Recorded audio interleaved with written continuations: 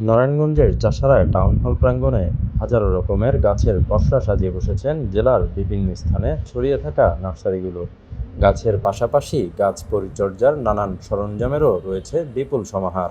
জেলা প্রশাসন, নারায়ণগঞ্জ ও জেলা বন বিভাগের যৌথ আয়োজনে ক্রেতা দর্শনার্থীদের আগমনে জমে উঠেছে এবারের বৃক্ষমেলা ২০২৪। শুক্রবার সহ সরকারি ছুটির দিনে মেলা প্রাঙ্গণে ক্রেতা দর্শনার্থীদের উপচে পড়া ভিড় দেখা গেছে।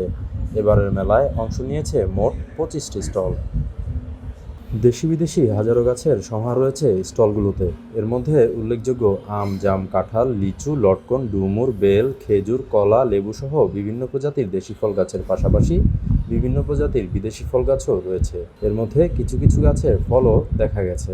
এছাড়া বনজ গাছের মধ্যে মেহগনি ও বট সহ বিভিন্ন ধরনের গাছ রয়েছে বৃক্ষমেলায়। বিভিন্ন জাতের ফুল ও সৌন্দর্যবর্ধক গাছও শোভা বাড়াচ্ছে মেলার স্টলগুলোয়। আছে ক্যাকটাস, পাতাবাহার সহ বিভিন্ন ধরনের ইনডোর প্লান্ট। এসব গাছের মধ্যে দর্শনার্থীদের বেশি আকর্ষিত করছে বিভিন্ন প্রজাতির বনসাই। মেলায় গাছের পাশাপাশি পাখির বাসা, বীজ, সার, মাটি, টব, অর্গানিক খাদ্যপণ্য, ল্যান্ডস্কেপ ডিজাইন, টব বা গাছ রাখার বিভিন্ন আসবাবপত্র প্রদর্শনী ও বিক্রি করা হচ্ছে। দেশের প্রতিটি নাগরিক যদি ঘরে ২টি করে বৃক্ষরোপণ করেন, তবে জীববৈচিত্র্যের কাঠামোতে যে ভাঙন ধরেছে তা কিছুটা হলেও পুনরুদ্ধার করা সম্ভব বলে মনে করছেন পরিবেশবিদরা।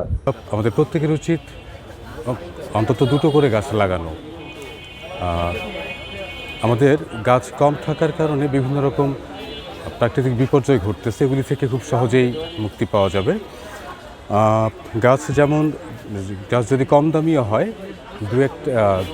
দুটো করে গাছ লাগালে সেটা আপনাকে অনেক বেশি বেনিফিট দেবে। সেটা ৩০ টাকারও যদি হয়। সবাই অন্তত ২টো করে গাছ লাগাবেন। আমাদের দেশের প্রত্যেকটা মানুষ যদি 2টা করে গাছ লাগায়, তাহলে কতগুলো গাছ হবে আপনি চিন্তা করেন। আমাদের তাহলে আর অক্সিজেনের ঘাটতি বা ওই যে তাপমাত্রা বেশি বা শীত কম, এই বিষয়গুলি আর থাকবে না তখন।